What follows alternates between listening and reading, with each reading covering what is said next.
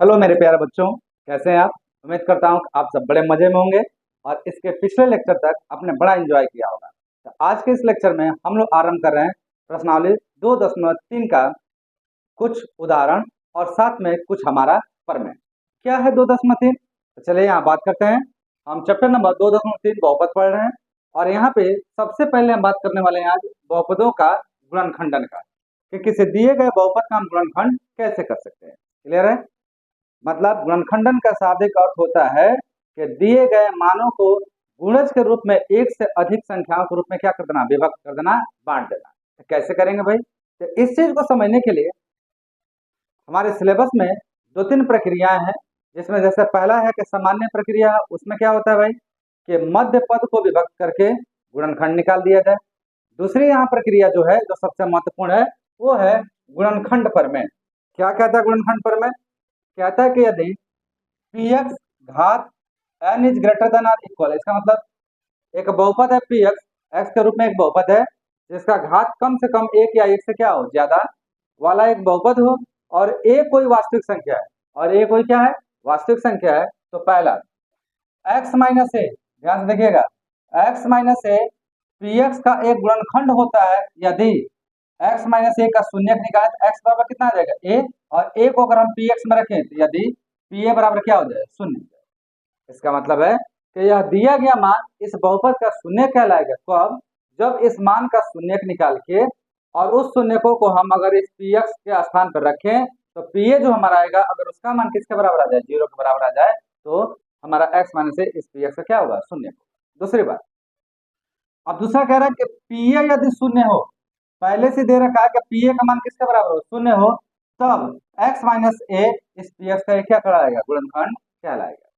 तो अब इस बात को हम थोड़ा इजीली में कैसे समझते हैं, एक सामान्य भाषा में कैसे समझते हैं, इसको ध्यान से देखिएगा। मैंने कहा मान लो, माना पी एक्स एक हमारा एक या एक से अधिक घात वाला बहुपद है और ए हमारा कोई एक है जो वास्तविक संख्या है।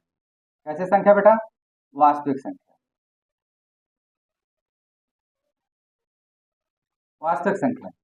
तब x माइनस ए इसका एक शून्य कहलाएगा कब, यदि x माइनस ए से हम पी एक्स में भाग दें और भाग देने पर हमारा शेषफल किसके बराबर आ जाए, जीरो के बराबर आ जाए। ठीक, यदि शेषफल जीरो के बराबर आता है तो x माइनस ए इस पी एक्स का क्या कहलाएगा, शून्य कहलाएगा। तो पहले तो बात ये हो गई। दूसरी बात, यदि शेषफल जीरो है, शेषफल क्या है, जीरो है, तब x माइनस ए इस पी एक्स का क्या कहलाएगा, गुणनखंड होगा। ये ध्यान रखना। पहले में कह रहा है कि x माइनस ए से पी एक्स में भाग देने पर शेषफल जीरो आता है तो x माइनस ए इसका गुणनखंड कहलाएगा। दूसरा क्या होता है कि यदि शेषफल ही जीरो है पहले से, तो उसमें हर स्थिति में x minus A P x का क्या होगा, एक गुणनखंड होगा। क्लियर है? तो ये था हमारा गुणनखंड प्रमेय। तो इसे आप नोट करें। अब इन बातों को हम समझने के लिए क्या करते हैं, उदाहरण आरंभ करते हैं, और उदाहरण से बड़ी आसानी से आप इनको क्या कर पाओगे, समझ पाओगे। चलो नोट करो, फिर हम आरंभ करते हैं उदाहरण। गुणनखंड प्रमेय समझने के बाद अब उससे संबंधित हम क्या कर रहे हैं, उदाहरण समझ रहे हैं। और उदाहरण क्या कर रहा है भाई, उदाहरण बहुत ध्यान समझिएगा। अगर उदाहरण आपको समझ में आया तो आप एक लाइक जरूर दबाएंगे और साथ में इस वीडियो के लिंक अपने दोस्तों में क्या करेंगे, शेयर करिएगा। तो देखिए क्या कह रहा है उदाहरण नंबर 6, कह रहा है कि जांच कीजिए कि x प्लस टू बहुपदों x cube plus three x square plus five x plus six और 2x प्लस फोर का एक गुणनखंड है या कि नहीं। यहाँ दो बहुपद दिए गए हैं, एक बहुपद यह है और एक बहुपद यह है, और इन दोनों बहुपदों का x प्लस टू शून्य है कि नहीं, ये आपसे क्या किया जा रहा है, पूछा जा रहा है। ध्यान से समझो, गुणनखंड पर मैं क्या कहा है कि अगर x प्लस टू इन बहुपदों का शून्य होगा तो इनका शेषफल कितने के बराबर आएगा, जीरो के बराबर आएगा। इसके पहले जो जब सिलेबस नहीं कटा हुआ था तो उसमें शेषफल पर में था। अगर आप वो शेषफल पर में पढ़े होते तो आपको ये बात समझ में आता है कि शेषफल निकालते कैसे हैं। चलिए घबराइए मत, हम यहाँ पे आपको सिखाते हैं कि शेषफल निकालेंगे कैसे। एकदम चित्त मन शांति से ध्यान से देखो कैसे करेंगे। सॉल्यूशन,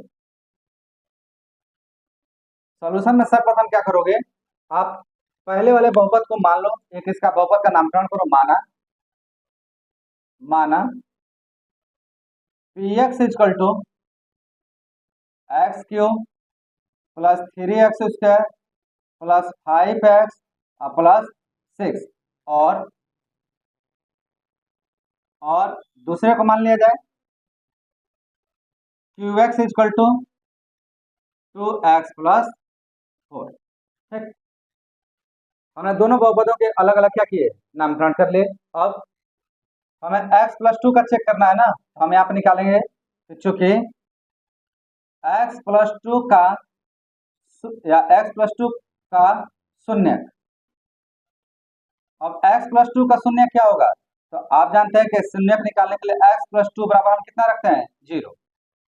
कितना रखेंगे, x प्लस 2 बराबर 0। अब यहाँ से x का मान निकालो, तो x का मान कितना हो जाएगा, -2। तो -2 x प्लस 2 का क्या कहलाएगा, शून्य कहलाएगा। अब क्या करना भाई, अब एक बार इस x का मान उठा के px में रखना है और एक बार इस x का मान उठा के कहाँ रखना है, qx में रखना है। तो आप यहाँ लिखेंगे कि अब p-2 जांच कर रहे हैं हम, p-2 मतलब इसमें रखो, तो -2 का होल क्यूब प्लस 3 -2 का होल स्क्वायर प्लस 5 -2 प्लस 6, कितना आ गया, सॉल्व करिए सर। -2 का माइनस के 3 बार मल्टीप्लाई करोगे माइनस आएगा, और 2 का मल्टीप्लाई 3 बार करोगे तो कितना आ जाएगा, 8 आ जाएगा।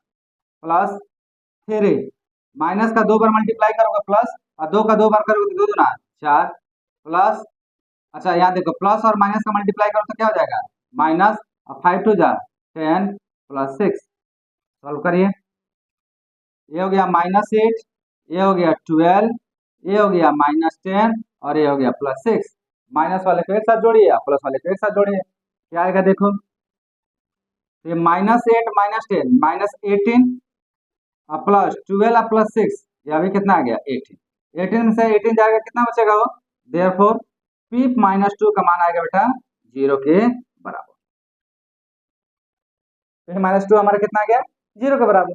किसके वजह से आया, तो x प्लस 2 के शून्य के वजह से आया है, अर्थात हम कहेंगे देयरफॉर x प्लस 2 दिए गए बहुपद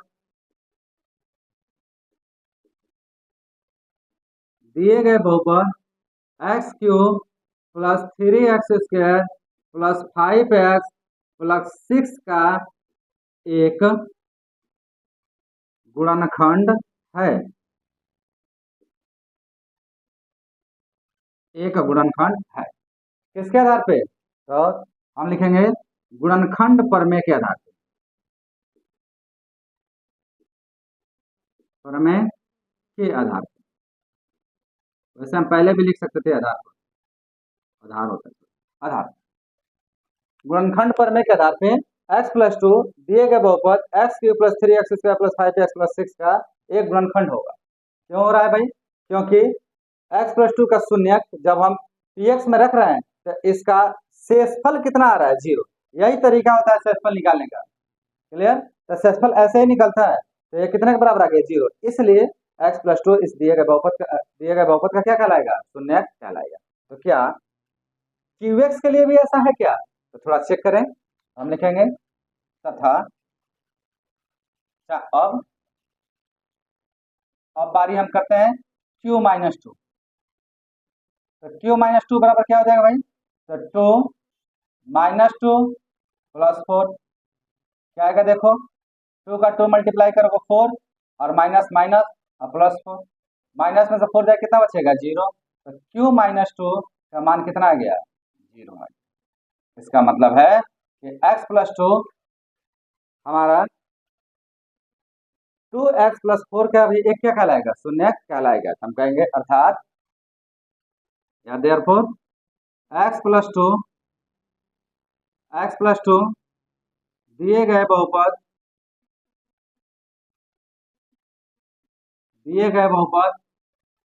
2x प्लस 4 का भी एक शून्य है। अतः x प्लस 2 दिए गए बहुपद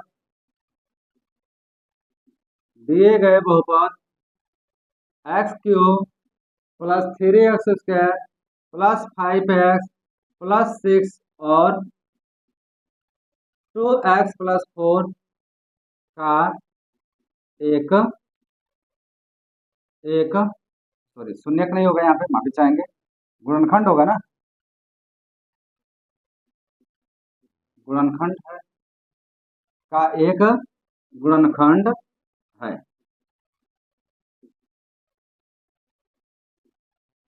हो गया जांच, यही आपको क्या करनी थी, जांच करनी थी। तो इस तरीके से आप चाहें तो यहाँ पे क्या लिख सकते हैं, वेरीफाई लिख सकते हैं, जांच हो गई। यही तो जांच करना चाहते थे, तो समझ में आया, बड़ा आसान है। x प्लस 2 को आपको क्या करना था, जांच करना था कि दोनों बहुपदों का शून्यक है कि नहीं। बेटा अगर शून्यक होगा तो x प्लस 2 का शून्यक जो होगा वह शून्यक अगर इन दोनों बहुपदों में रखा जाए तो यह दोनों बहुपदों का शेषफल कितना आना चाहिए, 0। अगर आता है तो x प्लस 2 इन दोनों बहुपदों का क्या होगा, गुणनखंड होगा, अगर नहीं आता तो गुणनखंड नहीं आएगा। हम देख रहे हैं कि बड़ी सरलता से करने पर दोनों बहुपदों का शून्य शेषफल कितना आ रहा है, 0। इसलिए यह दोनों बहुपदों का x प्लस 2 क्या कहलाएगा, गुणनखंड कहलाएगा। किस माध्यम से हुआ है, तो गुणनखंड प्रमेय के आधार पर। तो आप यहाँ जैसे गुणनखंड प्रमेय के आधार पर लिखे वैसे यहाँ भी लिख सकते हो, यहाँ पे लिख सकते हो, अतः गुणनखंड प्रमेय से, गुणनखंड प्रमेय से x प्लस 2 दिए गए बहुपदों या दिए गए बहुपद x³ plus 3x² plus 5x plus 6 और 2x प्लस 4 का ये क्या है, गुणनखंड है। क्लियर है, मेरे ख्याल से ये आपको समझ में आ गया होगा। चलिए इसे नोट करिए फटाफट। आप क्या करिए, आप इस वीडियो को लाइक कर दीजिए, साथ में अपने दोस्तों को क्या करें, शेयर कर दीजिए। बेटा शेयर करने से बेनिफिट क्या होता है कि आप तो यहाँ पढ़ ही रहे हैं और आप अच्छे से जानते भी हैं कि इस चैनल को लेकर, इस स्टडी चैनल को लेकर हम लोग कितने ज़्यादा प्रतिबद्ध हैं कि आपको समय के अनुसार हर चीज़ प्रोवाइड कराई जाए। तो आप भी पढ़िए, साथ में अपने दोस्तों को भी यहाँ पे पढ़ने का मौका दीजिए। तो जितने अधिकतम मात्रा में हो सके अपने दोस्तों को क्या करिए, आप इससे जोड़िए। साथ में टेलीग्राम चैनल से जुड़ना ना भूलें। साथ ही साथ आप फेसबुक पे जाकर सर्च मारें पढ़े भारत बड़े भारत बाय विजय सर, या डिस्क्रिप्शन में उसका लिंक पड़ा हुआ है, वहाँ से फेसबुक पे आपका इस चैनल का पेज बना हुआ है, आप उसे जाके ज्वाइन कर लीजिए, फॉलो कर लीजिए। साथ ही साथ आप टेलीग्राम पे भी जाकर ज्वाइन करें और इंस्टाग्राम पे भी इसका ऑफिशियल चैनल बना हुआ है, वहाँ भी जाके क्या कर सकते हैं, फॉलो कर सकते हैं। ठीक है, तो चलो नोट करो। इसके बाद हम बात करते हैं उदाहरण नंबर 7। अब उदाहरण 6 होने के बाद बारी आती है उदाहरण नंबर 7 की। बहुत शानदार प्रश्न है, क्या कह रहा है देखो, कह रहा है कि यदि x - 1 4x³ plus 3x² minus 4x plus k का एक गुणनखंड है तो k का मान क्या करिए, ज्ञात कीजिए। यहाँ पहले कह दिया कि x - 1 इसका क्या है, गुणनखंड है। तो अगर इसका गुणनखंड होगा x - 1 तो x - 1 का शून्यक x के स्थान पर रखने से या संपूर्ण का संपूर्ण जो आपका बहुपद है उसका शेषफल कितने के बराबर आया होगा, 0 के बराबर आया होगा, तभी तो इसका शून्यक होगा। अरे बात समझ में, तो हम चलिए यही अपनाते हैं। सबसे पहले हम क्या करते हैं, मान लेते हैं, माना px = 4x³ plus 3x² minus 4x plus k। ठीक है, ये आपने मान लिया। अब हम लिखेंगे x - 1 का शून्यक। x - 1 का शून्य कितना होगा बेटा, ये होगा x - 1 बराबर 0। देयरफॉर x = कितना आ जाएगा, 1 आ जाएगा। कितना आ गया। अब आप क्या लिखोगे, आप लिखो चूंकि x - 1 4x³ प्लस 3x², चाहे आप इस बहुपद के नाम के साथ लिखिए इसको, x - 1 px = 4x³ plus 3x² minus 4x plus k का गुणनखंड है। इसलिए क्या होगा भाई, x - 1 का शून्य कितना है, 1, इसलिए p1 का मान किसके बराबर होगा, 0 के बराबर। एकदम इसमें तय है। अगर ऐसा है तो इस पूरे x का स्थान पे 1 रखिए और दूसरे पक्ष में क्या रखिए, 0। चलिए रखना स्टार्ट करते हैं। इस p1 पी एक्स की जगह पे अब पी वन आ रहा है, तो जहां जहां एक्स आ रहा था 1/4 तो ये हो जाएगा 4 1 का cube plus 3 1 square minus 4 1 plus के इक्वल टू 0। इतना होगा। सॉल्व करिए। 1 का क्यूब करोगे 1 होगा, तो 4 इंटू 1 प्लस 3 इंटू 1 का स्क्वायर करो तो 1 ही होगा। 4 1 जा 4 प्लस के इक्वल टू 0। अब देखिए ये कितना हो गया, ये हो गया 4, ये हो गया 3, ये हो गया 4 और ये हो गया के इक्वल टू 0। 4 से 4 क्या हो गया, कैंसिल। क्या बचा यहाँ पे, तो 3 प्लस के इक्वल टू 0। मैं थोड़ा इधर आ जाता हूँ, तो के का मान कितना आएगा, तो के इक्वल टू आ जाएगा हमारा प्लस में 3 इधर आ गया तो क्या आएगा -3। ठीक है, तो आपसे पूछा गया है के का मान, तो हमारा के का मान कितना आ गया -3 के बराबर, और यही आपका क्या हो जाएगा बेटा, आंसर हो जाएगा। समझ में आया, मजा आ रहा है। तो देखो कितना आसान है, इसमें कुछ नहीं करना। कह रहा है कि x - 1 इस दिए गए बहुपद का एक गुणनखंड है। भैया अगर पहले ही कह दिया गुणनखंड है, इसका मतलब है इसका शून्यक इसमें रखने से उसका शेषफल 100% कितना आएगा, 0 के बराबर आएगा। तो हमने क्या किया, इतने का शून्यक निकाल लिया पहले, कितना आ गया 1 आ गया। इसका एक नामकरण ले लिया, नाम ले लिया। अब यह शून्यक उठा के इस बहुपद में हम रखना चाह रहे हैं, तो यहाँ पर हमने कहा कि x - 1 px इतना का गुणनखंड है, इसलिए P1 इसका मान कितना आएगा, 0 होगा। आप चाहे लिख सकते हैं, इसलिए P1 = 0 होगा, यह कंफर्म है। ठीक, अगर ये होगा तो आप Px के स्थान पे जहां जहां x आ रहा था 1 रखिए, तो आपने रखा और इस तरीके से k का मान निकल के आ गया कितना, -3 के बराबर। चलो नोट करो साथ, उसके बाद हम करते हैं उदाहरण नंबर 8 और उदाहरण नंबर 8 भी बहुत शानदार क्वेश्चन है, ध्यान से देखिएगा। तो उदाहरण 7 करने के बाद अब हम बात करते हैं उदाहरण नंबर 8 की। और उदाहरण नंबर 8 क्या कह रहा है भाई, कह रहा मध्य पद को विभक्त करके, मतलब मध्य पद को बांट करके तथा गुणनखंड प्रमेय का प्रयोग करके, और गुणनखंड प्रमेय का प्रयोग करके 6x² + 17x + 5 का क्या करिए, गुणनखंड कीजिए। यहाँ पे दो विधि आपको अपनाना है, एक तो मध्य पद का और एक करना है गुणनखंड प्रमेय। कैसे होगा बेटा, चलिए करते हैं, सोल्यूशन में देखते हैं। सबसे पहले जो दिया गया बहुपद उसको मान लीजिए, माना Px = 6x² + 17x + 5, ये आपने मान लिया। अब हम इसका पहला विधि देख रहे हैं भाई, पहली विधि हम देख रहे हैं। अब पहली विधि में किसका प्रयोग कर रहे हैं, तो मध्य पद का।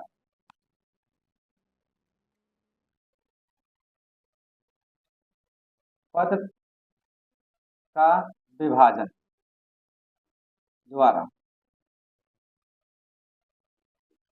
मध्य पद का विभाजन द्वारा हम कर रहे हैं। तो हमने जो माना है वो ध्यान ले लिया, चूंकि Px बराबर हमारा है 6x² + 17x + 5। अब इसका विभाजन कैसे करते हैं मध्य पद से, ध्यान से देखिएगा।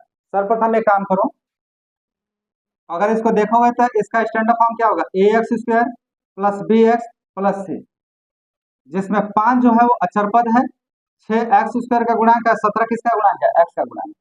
तो आप क्या करिए, अचर पद तथा x² के गुणांक को आपस में गुणा करिए। तो 5 का गुणा किस में होगा, 6 में। अब 5 6 का कितना हो जाएगा, 30, साइड में लिख लीजिए। अब 30 का आप क्या करिए, गुणनखंड करिए। 30 का गुणनखंड क्या आएगा बेटा, तो देखिए एक तो गुणनखंड आएगा 10 × 3, एक गुणनखंड होगा 6 × 5, होगा कि नहीं होगा, एक गुणनखंड होगा 15 × 2, ये 3 गुणनखंड हमने लिखा। अब तीनों गुणनखंडों में से कोई एक ऐसा गुणनखंड लो कि जिसको जोड़ने या घटाने से हमारा यह बीच वाला पद आ जाए, यह वाला x का गुणांक आ जाए। इन तीनों में से कौन सा होगा, 15 और 2 को, 15 और 2 को आपस में जोड़ेंगे तो कितना आ जाएगा, 17 आ जाएगा। हो गया आसान। हम ये वाला कर लेंगे, तो कैसे लिखेंगे, ध्यान से देखना। पहले वाले को 10 का 10 लिख रहे हैं, 6x² और 17 को लिख रहे हैं, इनको जोड़ने से प्राप्त होगा ना, तो 15 + 2 और इसके बाद x है तो x + 5। ठीक है बेटा, अब क्या करिएगा, आप देखिए ध्यान से। अब यहाँ तो हो गया 6x², अब इसको विस्तार करिए, x का गुणा दोनों में करिए, तो +15x + 2x + 5 ऐसे आ गया। अब दो दो का जोड़ा बना लो, यहाँ से दो दो का क्या करिए, जोड़ा बनाइए। जोड़ा बनाएंगे तो क्या आएगा, तो यहाँ आ गया, इसमें क्या कॉमन है, एक तो x कॉमन दिखाई दे रहा है, और एक आपको 3 कॉमन दिखाई देगा, तो यहाँ पे कॉमन हो जाएगा 3x। क्या बचेगा? जो कॉमन होता है उससे भाग दिया जाता है, तो यहाँ क्या बचेगा? 2x और प्लस यहाँ कितना बचेगा? 5। कितना बच जाएगा? इसमें कुछ कॉमन दिखाई दे रहा है? जब कुछ कॉमन नहीं होता बेटा जी, तो कॉमन होता है कितना? 1। कितना कॉमन होता है? 1। और 1 किसी संख्या का भाग देने से उसके मान में कोई परिवर्तन नहीं आता, तो अगले में क्या बच जाएगा? 2x plus 5। अब गौर से देखो, दोनों में 2x प्लस 5 है, तो इसे कॉमन निकाल लो। कॉमन निकालोगे तो क्या बचेगा? यहाँ हो जाएगा 2x प्लस 5 और दूसरे ब्रैकेट में आ जाएगा 3x प्लस 1।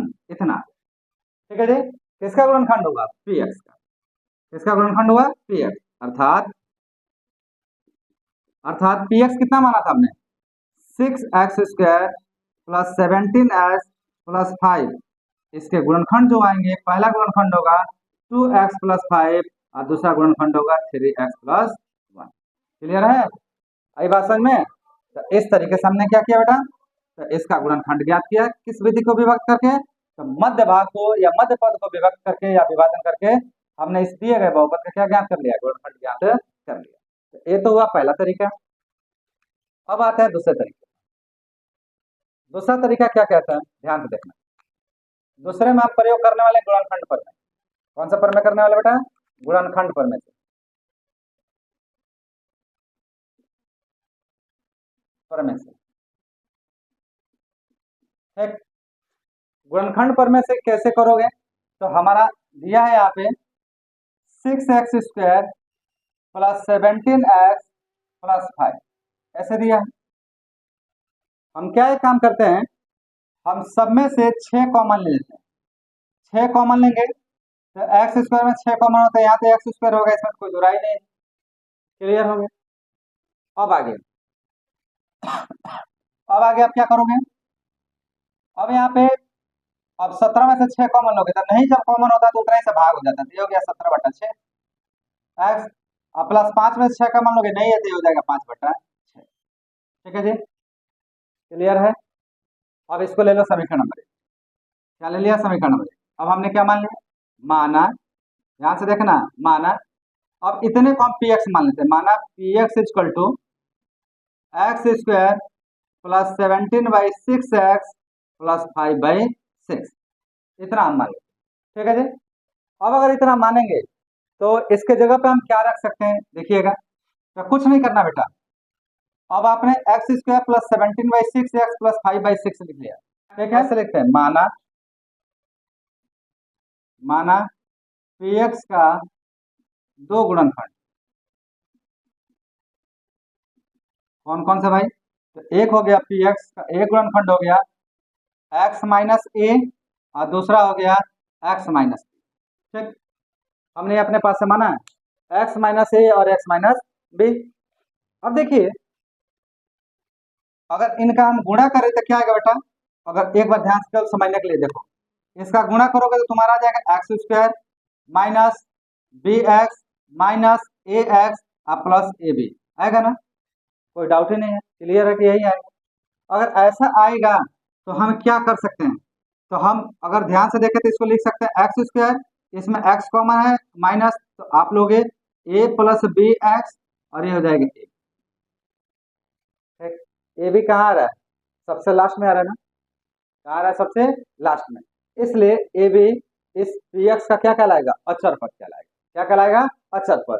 तो अगर ए बी की तुलना इससे करें तो ए बी का स्थान पे कितना आ जाएगा? 5/6 आएगा।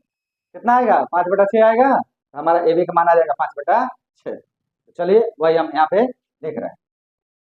हम लिखेंगे चूंकि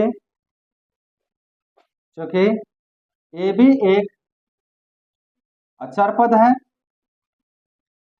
ए बी एक अचर पद है, इसलिए ए बी का मान कितना आ गया हमारा? 5/6 आ गया। ठीक, अब यहाँ पे आपको क्या करना है? अब इस 5/6 का गुणनखंड करना है। तो इसमें गुणनखंड के रूप में क्या क्या आएगा ये आपको समझना। क्लियर? तो देखिए, 5/6 का गुणनखंड अगर करोगे तो नीचे का गुणनखंड होगा, ऊपर का गुणनखंड होगा, कई तरीके के गुणनखंड होंगे यहाँ पे। तो इसका गुणनखंड का जो रूप आएगा वो क्या क्या आएगा? गुणनखंड रूप क्या आएगा ए बी का भाई? तो ए बी का गुणनखंड रूप हमारा आएगा +-1/2 plus minus 1/3, plus minus 5/3, plus minus 5/2 और प्लस माइनस 1, ये सारे इसके गुणनखंड होंगे। ठीक, अब इन्हीं में से कोई भी एक मान, चाहे प्लस का चाहे माइनस का, एक कोई भी दो ऐसा मान होगा जिसे px में उठा कर रखने से हमारा इस px का मान क्या हो जाएगा, शून्य के बराबर आएगा।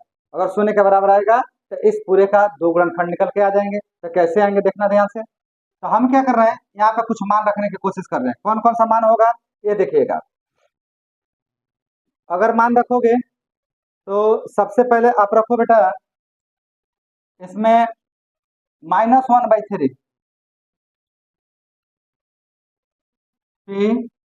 -1/3 क्या आएगा, -1/3 का whole square plus 17/6 into -1/3 plus 5/6। तो देखना क्या आ रहा है, ये हो जाएगा माइनस का वर्ग और प्लस 1/3, सॉरी 1/9 वर्ग होगा ना, 1/9 और प्लस माइनस मल्टीप्लाई होगा -17/18 और प्लस 5/6।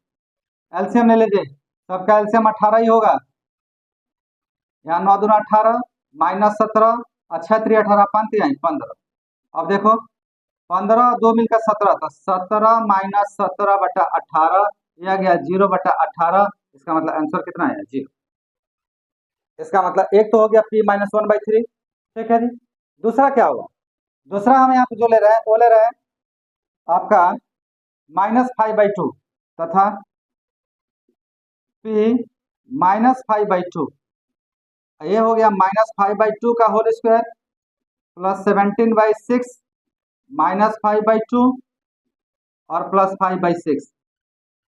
इसको सॉल्व करोगे तो यह हो जाएगा 25/4, यह हो जाएगा आपका -12 और ये हो जाएगा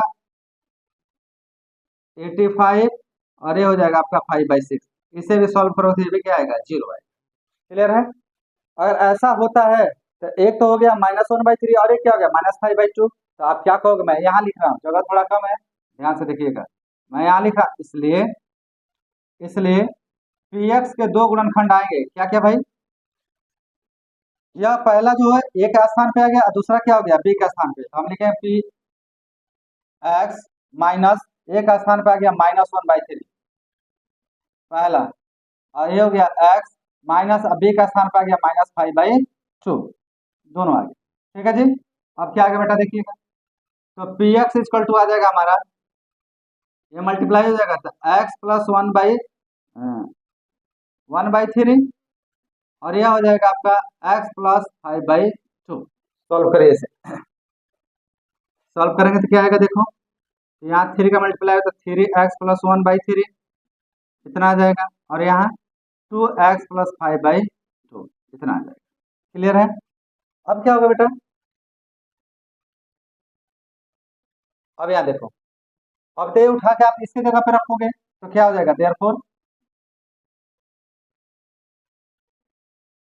अब इन दोनों का गुणा होगा तो 6 हो जाएगा। तो ये होगा हमारे 6 गुणे 3x प्लस 1 2x प्लस 5 अब पूरे का बटा 6, 6 से 6 क्या हो गया कैंसिल, कितना बचा 3x प्लस 1 और 2x प्लस 5, यही हमारा क्या होगा आंसर। ठीक है जी। तो हम इस तरीके से गुणनखंड प्रमेय का क्या कर सकते हैं, प्रयोग कर सकते हैं। तो उम्मीद करता हूँ समझ में आ गया होगा। चलिए नोट करिए, उसके बाद से हम बात करते हैं उदाहरण नंबर 9। तो उदाहरण 8 करने के बाद अब हम बात करते हैं उदाहरण नंबर 9 की। और उदाहरण नंबर 9 जो हमारा है वह गुणनखंड प्रमेय पे है, तो इसको ध्यान समझिए। कह रहा है गुणनखंड प्रमेय की सहायता से y² - 5y + 6 का गुणनखंड कीजिए। देखिए कितना आसान है बेटा, कुछ मत करिए। आप सर्वप्रथम मान लें, माना py equal to y² - 5y + 6। याद रखना y के रूप में था तो y माना, x के रूप में होता तो x मानता। अब ये हमने मान लिया, यदि py बराबर x माइनस a और x माइनस b हो, सॉरी y के रूप में है तो x नहीं होगा, y माइनस a और y माइनस b हो तो, मतलब इन्हें अगर गुणनखंडों के रूप में ले लिया हो तो ए बी एक अचर पद होगा, ए बी एक अचर पद होगा, इसलिए ए बी का मान किसके बराबर होगा, 6 के बराबर होगा। ये 6 के बराबर होगा। ऐसा क्यों हुआ, इसलिए कि y के पहले कोई गुणांक नहीं है। अगर y के पहले गुणांक होता तो पहले क्या करते हैं, भाग देते। ठीक है ना जी, नहीं था इसलिए हमने भाग नहीं दिया। तो ए बी का मान क्या आ गया, 6। अब ए बी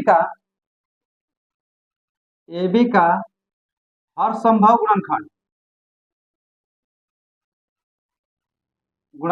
कौन कौन सा होगा बेटा, तो ए बी का हर संभव गुणनखंड मतलब 6 का हर संभव गुणनखंड एक तो होगा 1, एक होगा 2 और एक क्या होगा 3। ये होगा ना जी, और तो कुछ होने से रहा। अब आपको यहाँ पे क्या करना है, इन दोनों में से मान उठा के यहाँ पे रखना है कि क्या रखा जाए तो आपका इसके बराबर आ जाए। तो हम अगर 1 रखेंगे तो 1 का स्क्वायर 1 माइनस 5 प्लस 6, तो 6 एक साथ है तो होगा ही नहीं जी। तो आप लेंगे यहाँ पे, चूंकि हम निकाल रहे हैं P2 बराबर क्या होगा, तो 2 का स्क्वायर माइनस 5 इंटू 2 प्लस 6। अब 2 का स्क्वायर कितना होगा बेटा, तो 4 माइनस 10 प्लस 6। तो ये कितना आ गया, 4 और 6 कितना हो गया, 10 माइनस 10। तो देयरफॉर P2 का मान निकल के आ गया कितने के बराबर, 0। P2 0 आ गया। दूसरा तथा अब P3 हम देखें, P3 तो P3 निकालेंगे तो 3 का स्क्वायर माइनस 5 इंटू 3 प्लस 6। 3 का स्क्वायर कितना हो जाएगा, 9 माइनस 15 प्लस 6। अब 9 और 6 मिलकर भी क्या होता है 15, तो 15 माइनस 15, तो हमारा P3 का मान कितना आ गया, यह भी 0 आ गया। ठीक है जी, अगर P2 0 और P3 क्या आ गया 0, तो गौर से देखो यह 2 किसके जगह पे, ए के जगह पे, और ये 3 बी के जगह पे। तो देयरफॉर पी वाई, तो पी वाई का मान हमारा आ गया वाई माइनस 2 और वाई माइनस 3। क्या आ गया, वाई माइनस 2 और वाई माइनस 3। अतः Y square minus 5y plus 6 बराबर आ गया वाई माइनस 2 और वाई माइनस 3। यही से क्या कहलाएंगे, गुणनखंड कहलाएंगे। तो ये तो अपने किस प्रमेय के आधार पर निकाला, तो ये आपने निकाला गुणनखंड प्रमेय के आधार पे। एक दूसरा मेथड भी मैं बताता हूँ। दूसरा मेथड देखिएगा क्या है, दूसरा है आपका मध्य भाग विभक्त करके। सेकंड वे इसका देखते हैं, ये हमारा फर्स्ट मान तरीका था। अब सेकंड हम देखें, जिसमें हम क्या करते हैं, बीच के भाग का विभक्त कर देते हैं। दूसरा तरीका देखिए इसका कैसे निकालते हैं, हमारा है कि चूंकि पी वाई हमने माना है कितने के बराबर है, Y square minus 5y plus 6 इसके बराबर। हम क्या करते हैं, 6 का मल्टीप्लाई यहाँ वाई स्क्वायर का गुणा के साथ करते थे, 1 है, इसका गुणा करें तो कितना आएगा, 6 आएगा। अब 6 का गुणनखंड क्या होगा, 2 गुणे 3 होगा, या क्या होगा 6 गुणे 1 होगा। ठीक है जी, तो हम क्या करें, तो 2 3 को अगर आपस में जोड़ोगे तो 5 आ जाएगा। चलिए यही करते हैं, यहाँ लिखते हैं Y square minus 3 plus 2 Y plus 6, ऐसे लिख दिया हमने। अब क्या होगा भाई, अब ये हो गया वाई स्क्वायर, इसका विस्तार करिए तो minus 3y minus 2y plus 6। अब दो का जोड़ा ले लो, क्या आएगा जोड़ा लेने पे भाई, यहाँ y कॉमन ले लो, यहाँ हो गया y माइनस 3, यहाँ क्या कॉमन होगा -2, तो ये भी हो जाएगा y माइनस 3। ठीक है जी, यहाँ भी y माइनस 3, y माइनस 3, तो y माइनस 3 कॉमन लो, तो यहाँ पे अगर कॉमन लोगे तो एक ब्रैकेट में आएगा y माइनस 3 और दूसरे में क्या आ जाएगा y माइनस 2, इतना आ जाएगा। किसका गुणनखंड है भाई, पी वाई का। देयरफॉर हम क्या कह सकते हैं, पी वाई कितना है, हम कह सकते हैं Y square minus 5y plus 6, इसका गुणनखंड कितना निकल के आ गया, वाई माइनस 3 और वाई माइनस 2। गौर से देखो ये दोनों एक ही चीज आया हुआ है, आया है ना। तो हम इस तरीके से भी कर सकते हैं और ऐसे भी कर सकते हैं, लेकिन चूंकि कि गुणनखंड प्रमेय की आवश्यकता करने के लिए तो हम क्या करेंगे, गुणनखंड प्रमेय का ही प्रयोग करेंगे। तो उम्मीद करता हूँ कि आपको समझ में आया होगा, मजा आया होगा। चलिए नोट कर लिए और उसके बाद हम बढ़ते हैं अगले उदाहरण। तो उदाहरण 9 समझने के बाद अब हम बात करते हैं उदाहरण नंबर 10 का। और प्रश्नावली 2.3 का यह आपका लास्ट उदाहरण है और ये बहुत शानदार उदाहरण। क्यों भाई? क्योंकि अब तक हम द्विघात कर रहे थे, अब द्विघात के बाद हम क्या करने जा रहे हैं? त्रिघात करने जा रहे हैं। तो त्रिघात को हम कैसे समझेंगे, ध्यान समझिएगा। यहाँ दे रहा है कि x cube minus 23x² plus 142x minus 120 का गुणनखंड कीजिए। आपको इसका गुणनखंड करना है। देखिए बेटा, जितना घात होता है उतना गुणनखंड आता है। द्विघात था तो 2 उसके गुणनखंड आ रहे थे, त्रिघात है तो 3 गुणनखंड आएंगे, चतुर्थ घात होगा तो 4 गुणनखंड आएंगे। तो हम 3 गुणनखंड कैसे करें भाई? ये तो हमें निकालना सीखा ही नहीं। तो एक काम करते हैं, किसी माध्यम से हम इसको 2 गुणनखंडों के रूप में अगर तोड़ लें तो बड़ी सरलता से हमें ये बात समझ में आ जाएगी कि इसका यह क्या होगा, गुणनखंड होगा। अब इस चीज को हम कैसे कर सकते हैं? तो सर्वप्रथम क्या करो, माना इसका एक नामकरण करो। माना px equal to x cube minus 23x² plus 142x minus 120, इतना आपने मान लिया। अब यहाँ पे क्या होता है बेटा, माइनस 120 का गुणनखंड अगर निकाला जाए तो सबसे पहले एक तो गुणनखंड किसका होगा, 1 ही होगा, माइनस 120 आ जाए। फिर क्या होगा आपका, ध्यान से देखिए, 2 होगा, माइनस 60 आएगा, 3 होगा, फिर क्या होगा आपका माइनस 20 आएगा, फिर क्या होगा कितना कितना आ गया, 1 2 3 आ गया। फिर से आपका अगर 4 ले लें तो 4 पच्चे 20 माइनस में आएगा, फिर आपका क्या होगा, -5 होगा, क्या आएगा, 1 आएगा, ऐसे आ जाएगा। तो यहाँ पे जो मान माइनस में आ रहे हैं वो मान क्या होंगे, प्लस में भी तो हो सकते हैं, याद रखिएगा। इसका मतलब है हम कहेंगे कि चूंकि अचर पद माइनस 120 का गुणनखंड क्रमशः